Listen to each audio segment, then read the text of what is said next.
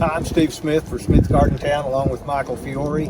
We'd like to talk a little bit today about the extreme cold snap that we've just experienced and what its effect has been on our landscapes. You can see some of our more popular shrubs like this Indian hawthorn right here, the dwarf yaupon down here, have been burned back tremendously. Now, whether they will survive or not still remains to be seen. The main thing I want to emphasize today is don't get in a big hurry to start pulling these plants out and replacing them. There still may be some life left in some of them.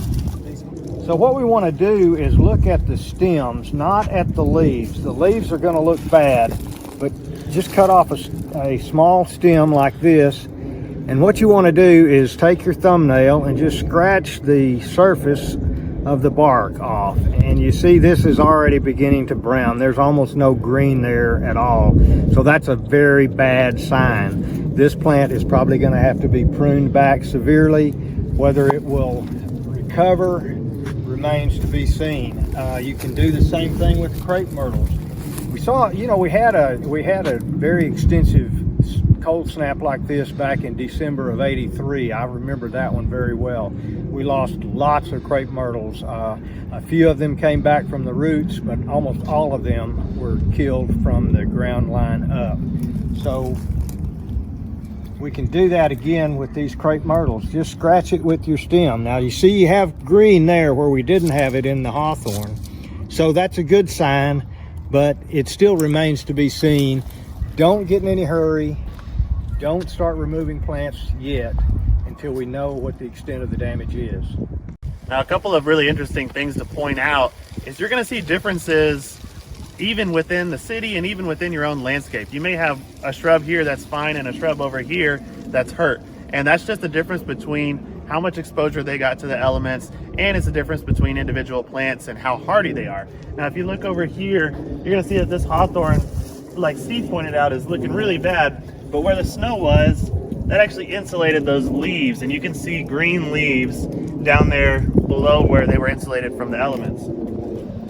This right here, this dwarf yaupon, it's got brown on the tips, but when you get a little further inside, this one actually looks like it's going to be fine. I would just come in here pretty soon and just kind of cut the tips back off of this, and I think this yaupon is going to make it.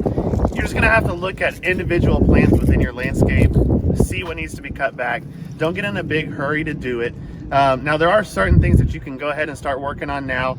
If you have perennials or grasses that have not been cut back, I was noticing all the pampas grass around town has just completely turned blonde. So that would be a really good time right now to go ahead and bunch those up and cut them back. That way that new growth is going to be able to come out and not get mixed in with that old dead growth, and it's going to look a lot nicer for you. And let's talk about pansies. Pansies are one of the toughest plants in the world. They'll take a lot of cold, but you can see the difference here.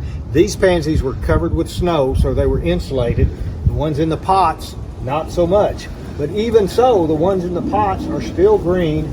If you'll just come in here and remove some of this dead growth like this, even these pansies in the pots will probably recover. The key is just, don't get in a hurry to pull them out. Now you can see the cabbage and kale is toast.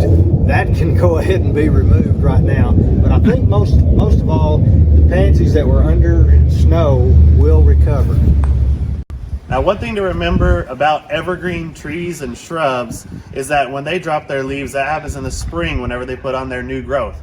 So when we look at a lot of these evergreen shrubs that are looking just terrible, if they still have green growth or green stems, they very well might put out some new growth, and they'll drop every single one of these old leaves. It's going to look like fall in the spring around town with all of these evergreen trees and shrubs dropping all of their leaves that got damaged in the cold. Leaves are expendable, but if the stems are damaged, that's what you want to look for. Now, this is a variegated privet, and it's looking awful. Normally these are pretty and evergreen, but going through here, there's a lot of green on these stems still, and so I wouldn't necessarily give up hope yet, even though these leaves are already starting to come off. This is one of those that we're going to wait and see how it does. And then we come to another very popular shrub, very widely used shrub. This is the dwarf Burford holly. And you can see it looks really bad out here on the ends.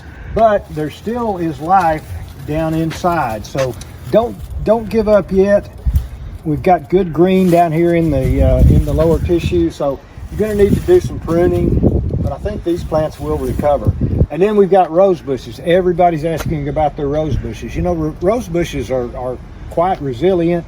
You're going to need to be pruning them back right about this time of the year anyway, so go ahead and cut your roses back just like you always would, back to about 18 inches or so tall. And you're going to do that this time of year every year anyway. And I think most of the rose bushes will recover. Now we could walk around and look at, hundreds of different types of plants to see how the cold affected them, but really that's going to be a really long video. So what I want you to do is, if you have specific plants that you're worried about or don't know about, feel free to take some pictures, come into the store, come see us, shoot us a message on Facebook, and we'll try to help you out any way that we can with this freeze damage at Smith's Garden Town.